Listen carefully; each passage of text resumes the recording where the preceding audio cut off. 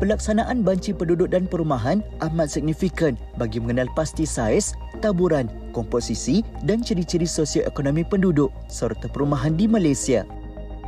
Maklumat yang diperoleh akan digunakan untuk merancang, menggubal dan melaksanakan polisi kerajaan bagi tujuan pembangunan negara dan kepentingan rakyat pada masa hadapan. Sejajar dengan resolusi Program Banci Penduduk dan Perumahan Dunia 2020 yang dipersetujui oleh United Nations Economic and Social Council pada 10 Jun 2015, setiap negara ahli disarankan untuk melaksanakan banci penduduk dan perumahan sekurang-kurangnya sekali bagi tempoh 2015 hingga 2024. Buat julung-julung kalinya, penerbitan Banci Malaysia 2020, Kesejahteraan Penduduk Hubungan Sosial dilancarkan hasil dapatan daripada Banci Penduduk dan Perumahan Malaysia 2020. Penerbitan bagi hubungan sosial ini merupakan jilid kedua siri penerbitan Kesejahteraan Penduduk selepas kecergasan yang dikeluarkan pada bulan Jun lalu.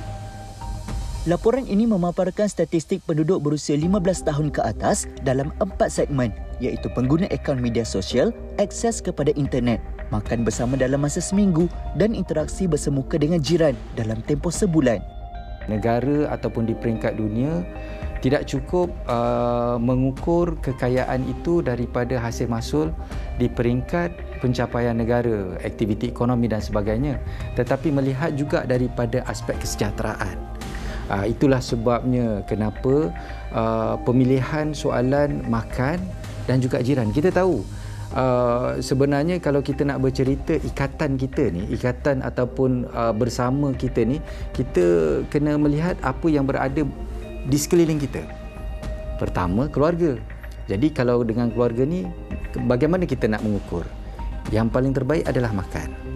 Manakala kita pun tahu dalam agama kita kena menyantuni jiran kita. Kita pun tahu kalau kata jiran yang sebelah pun kita tidak bertanya khabar, bagaimana kita nak bercerita tentang melihat kesejahteraan secara total. Dalam kita mengambil maklumat, hampir 90% yang makna rakyat Malaysia menggunakan penggunaan teknologi dalam menjawab ataupun berkomunikasi dalam membekalkan maklumat berkenaan dengan banci. Berdasarkan modernisasi yang dijalankan, sebab kalau dulu kita lebih kepada bersemuka sahaja, tapi kali ini kita ada kepelbagaian. Kita ada mod yang mana kita ada melalui e-census, kita ada secara computer assisted personal interview, kita ada secara telefon interview, dan kita ada drop off, dan kita ada paper and pencil secara biasa. Meskipun aliran produktiviti dalam sektor ekonomi semakin meningkat, namun tidak menggugat nilai kekeluargaan dan kesejahteraan dalam kalangan rakyat Malaysia. Buktinya, masih ramai penduduk dalam negara yang masih mengamalkan budaya makan bersama dan berinteraksi bersama jiran secara bersemuka.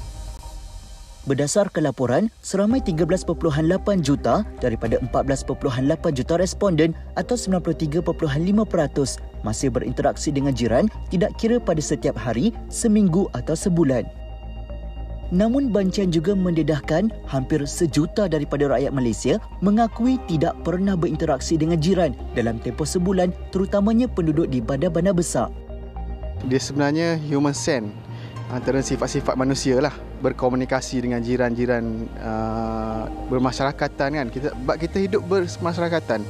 Jadi lebih elok kita berinteraksi sesama jiran kita kan, lebih mesra orang kata. Mungkin pada saya sifat kita tak boleh nak salahkan individu lah. Mungkin dia jenis yang introvert ke, tak nak bergaul, atau mungkin dia ada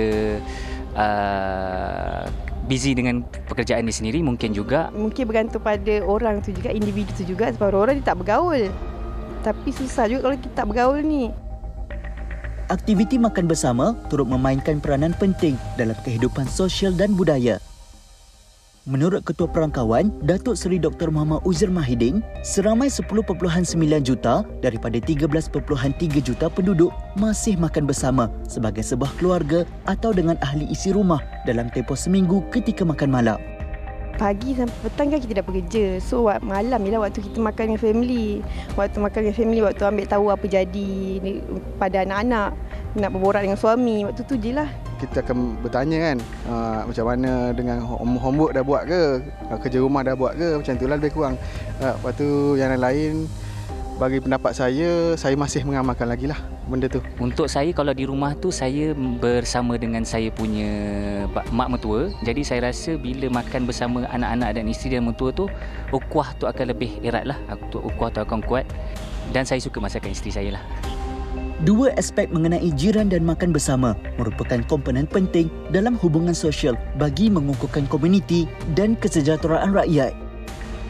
Malah, data yang terkini dan komprehensif daripada bancaan ini juga menjadi sumber utama dalam penyediaan rancangan pembangunan negara kelak.